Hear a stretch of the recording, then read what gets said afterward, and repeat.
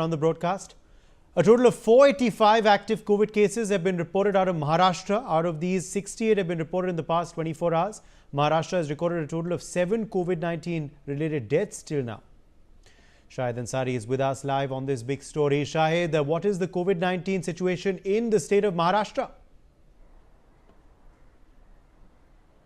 उदय, महाराष्ट्र के अगर जो हेल्थ विभाग ने जो डेटा जारी किया है उस डेटा को पहले देख लेते हैं एक नज़र। और अब तक की सबसे जो चौंका देने वाली बात यह है कि कोविड को लेकर अब तक जो मौतें हुई हैं उनकी तादाद 7 हो गई है और ये देश में जो है सबसे ज़्यादा मौत होने वाला राज्य बन गया है कोरोना को लेकर अब तक की अगर बात करें तो। और उसके साथ साथ जो है अभी अब तक जो है आज यानी 68 जो है नए केसेस जो है कोविड के जो एक्टिव केसेस आए हैं, 485 पूरे महाराष्ट्र में हुए हैं।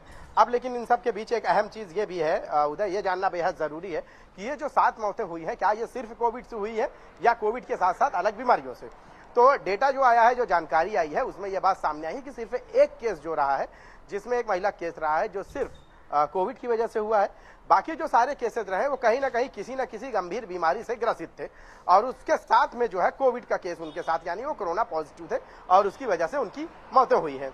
अब इन सारी चीज़ों को देखें तो उसके साथ साथ जो पूरे अगर हम महाराष्ट्र की बात करें तो ये भी जानना जरूरी होगा।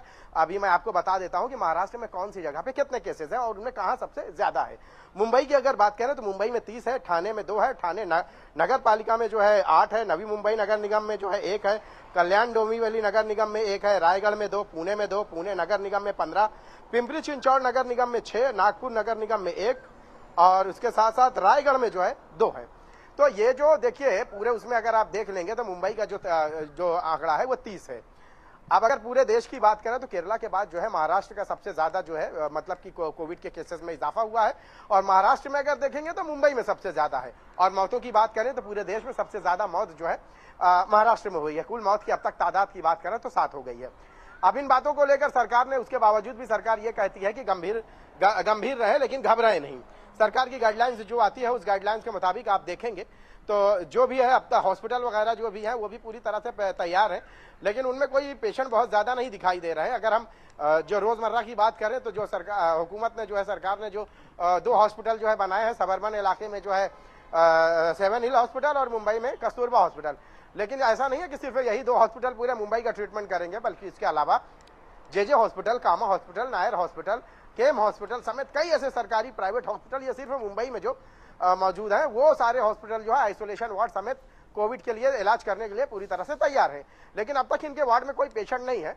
कहना यह है कि जब तक जो है गवर्नमेंट ये सारी चीजों को लेकर जो है अलर्ट नहीं जारी करेगी या केसेस में जब तक इजाफा नहीं होगा तब तक यहाँ कोई पेशेंट नहीं रहेगा। इसीलिए हमने पहले से वो प्रिपरेशन कर लिया है और यहाँ पे सारी चीजें ऑक्सीजन सिलेंडर से लेकर कोविड की दवाएं, डॉक्टर्स, ये सारे लोग जो है हमेशा 24 घंटा यहाँ मौजूद रहते हैं इस वार्ड में।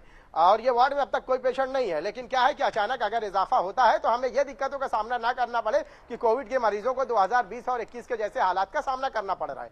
उसके साथ साथ स्वास्थ्य विभाग ने यह भी कहा है कि देखिए किसी भी तरह से कोई भी अगर आपको लक्षण नजर आते हैं तो आप उसको लेकर जो है उसे हल्के में ना ले बल्कि उसका इलाज कराएं या जाके अपने मुकामी डॉक्टर के पास या मुकामी अस्पताल में जाके उसको टेस्ट कराएं। अगर आप कोविड पॉजिटिव आते हैं तो आप उसके लिए डॉक्टर के सलाह मशवरे से अमल करें।